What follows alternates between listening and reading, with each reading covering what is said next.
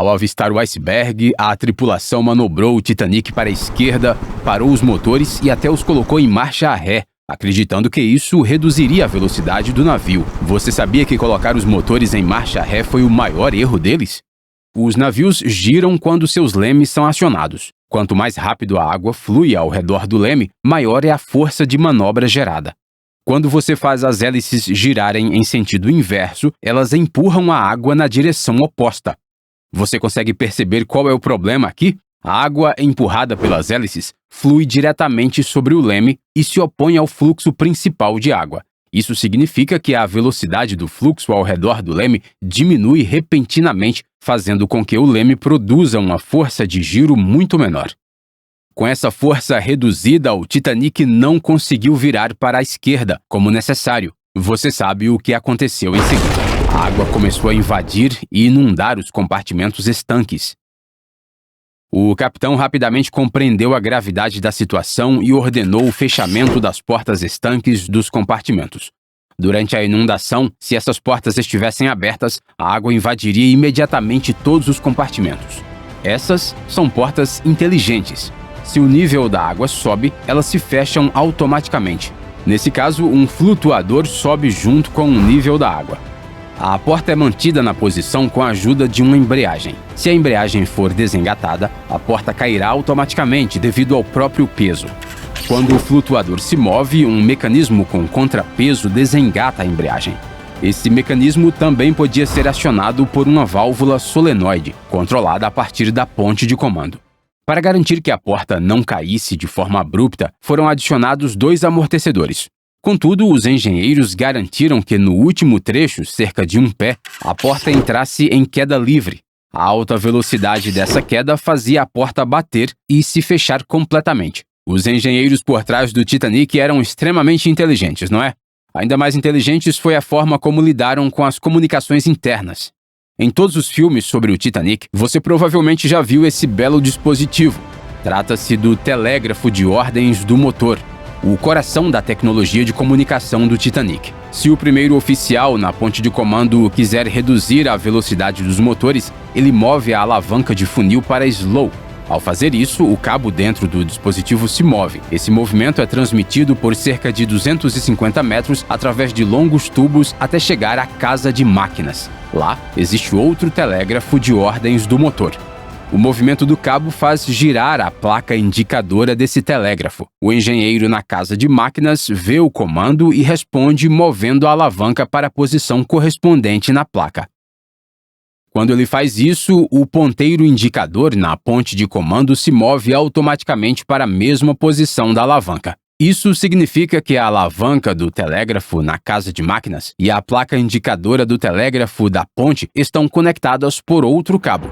Em resumo, 2 cabos eram usados para transmitir informações entre os telégrafos. Obviamente, após confirmar a ordem, o engenheiro ainda precisa executar a ação e reduzir a velocidade do motor. Na ponte de comando do Titanic havia 4 telégrafos desse tipo, 2 para controle dos motores e 2 para controle das caldeiras. Sim, as caldeiras também eram controladas por telégrafos semelhantes. Você já se perguntou por que os mastros do Titanic eram tão altos? Se observar com atenção, verá uma antena entre eles. Essa era a principal função dos mastros, sustentar a antena. Basta seguir o cabo dessa antena para chegar à sala de telégrafos Marconi do Titanic. Você provavelmente já viu em filmes os operadores pressionando a chave telegráfica continuamente, mas de forma rítmica. Quando pressionavam, uma faísca era gerada nesse espaço. Essa era uma tecnologia popular de comunicação de longa distância na época, chamada telégrafo de centelhamento. Quando o operador pressionava a chave, o circuito elétrico era fechado e a faísca era gerada. Esse sistema não conseguia produzir sinais contínuos, sendo usado para gerar sinais de ponto e traço. A faísca, junto com os condutores, formava uma antena dipolo que irradiava sinais. Havia 2 antenas Marconi do tipo T conectadas por 4 fios horizontais. Esses pulsos eletromagnéticos podiam ser captados por outro navio e no receptor uma longa fita com pontos e traços era impressa. Esses eram os símbolos do código Morse, A partir dessa sequência, o operador precisava decodificar cada letra até formar a mensagem. O principal operador de rádio do Titanic era John George Phillips, de 25 anos. Na manhã de 14 de abril, ele recebeu um aviso do RMS Carolina sobre a possível presença de icebergs na rota do Titanic. Algum tempo depois, recebeu outro aviso do SS Californian com a localização exata do campo de icebergs. O SS Californian era o navio mais próximo, a apenas 16 quilômetros de distância, e informou que estava parado em meio ao gelo. A resposta de Phillips foi chocante. Cálice, cálice, estou trabalhando com Cape Race. Ele deveria ter repassado imediatamente essa informação à ponte, mas não fez. Seu sistema de rádio permitia comunicação com a ponte, que também possuía uma sala Marconi. Após essa resposta, a tripulação do SS Californian desligou o rádio. O turno deles havia terminado. Os vigias foram os primeiros a avistar o iceberg, e ele estava muito próximo. Eles deveriam usar binóculos, mas na viagem inaugural, o estojo dos binóculos desapareceu. A história poderia ter sido diferente se eles os tivessem. Já vimos como a reversão das hélices afetou a capacidade de manobra do navio. Nós fizemos este pequeno, mas único barco para este experimento. Este barco é movido principalmente por estas rodas, mas também possui um par de hélices para auxiliar seu movimento. Eu posso até mesmo alterar o sentido de rotação das hélices. Se as hélices giram nesta direção, elas ajudam no movimento do barco.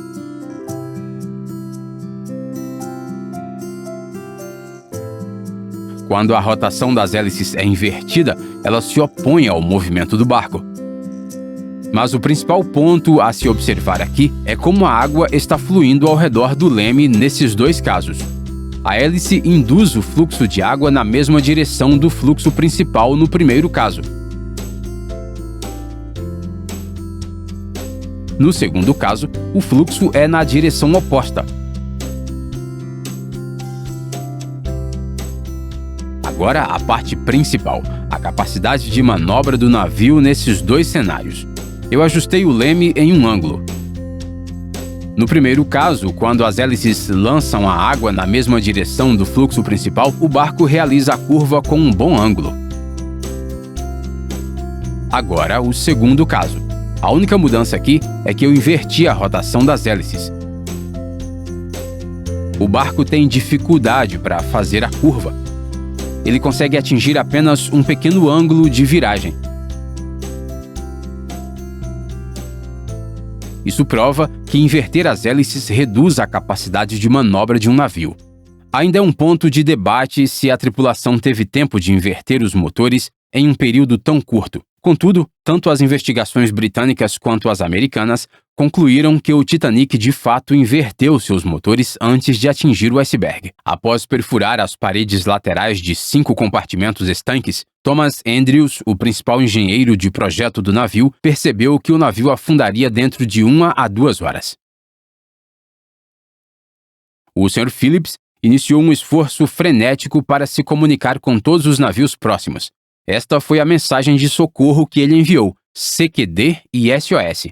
Infelizmente, o navio mais próximo, o SS Californian, não recebeu a mensagem de socorro. Seu equipamento de rádio estava desligado.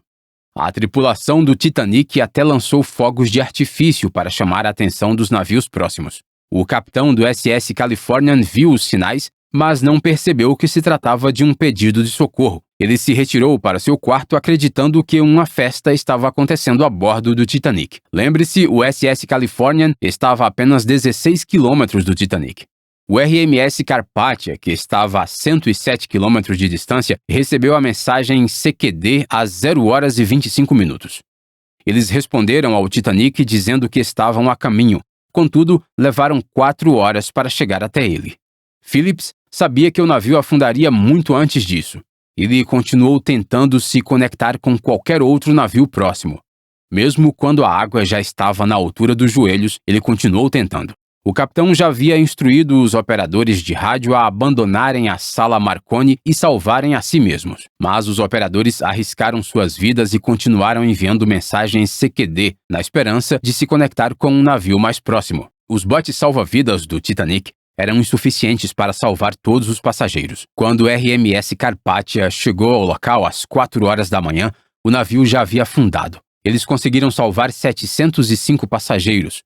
Para entender os detalhes da tragédia do Titanic, devemos primeiro aprender sobre seus compartimentos estanques e a montagem das placas laterais.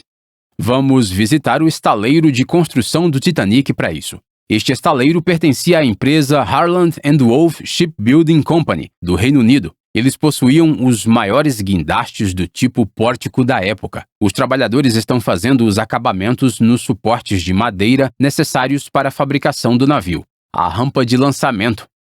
Você pode ver que uma extremidade da rampa é muito mais alta do que a outra. Em breve entenderemos o motivo dessa inclinação.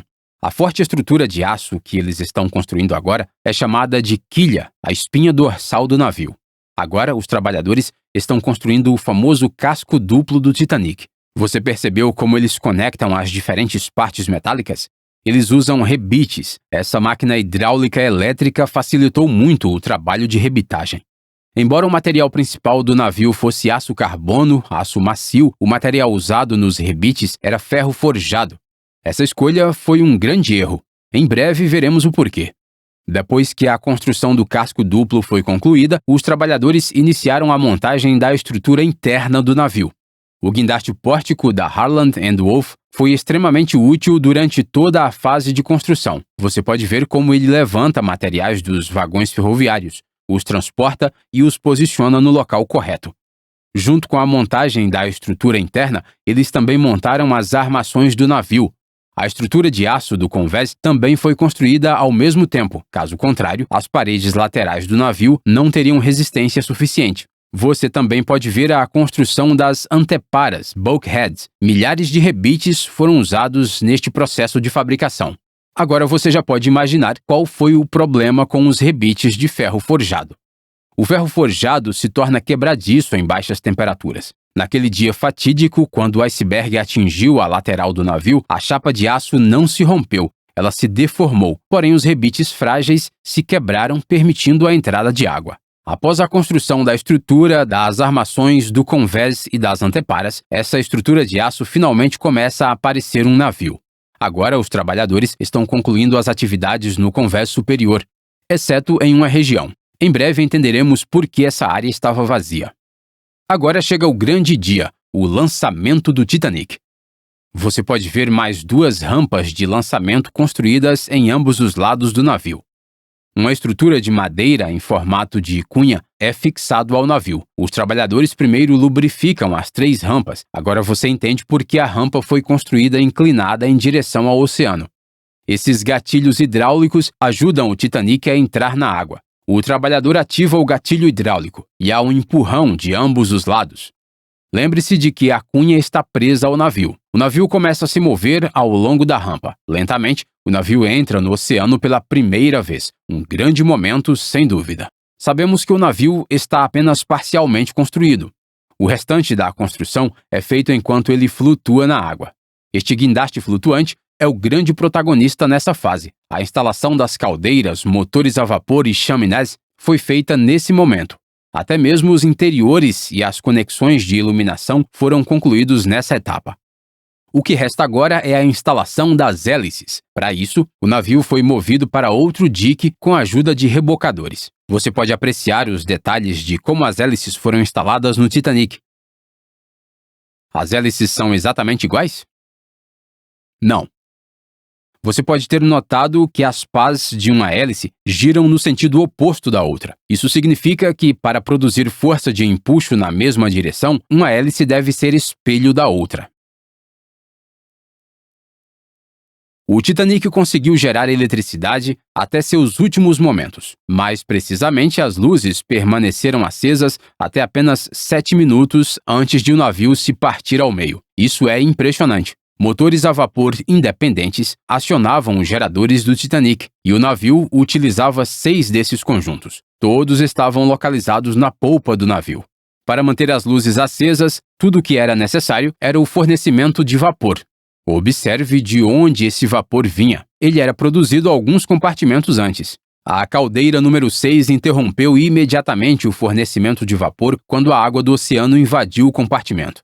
Agora imagine o que acontece com as caldeiras quando o navio começa a inclinar e afundar. Gradualmente, com o tempo, as caldeiras são inundadas e param de produzir vapor. Mesmo assim, os trabalhadores corajosos continuaram trabalhando na sala das caldeiras. Como os operadores estavam localizados na polpa, eles não foram afetados inicialmente quando o navio atinge seu ângulo máximo de inclinação. A água invade até mesmo a última sala de caldeiras, e todo o fornecimento de vapor é interrompido. O esforço heróico dos trabalhadores manteve o navio iluminado até o último momento, facilitando a evacuação.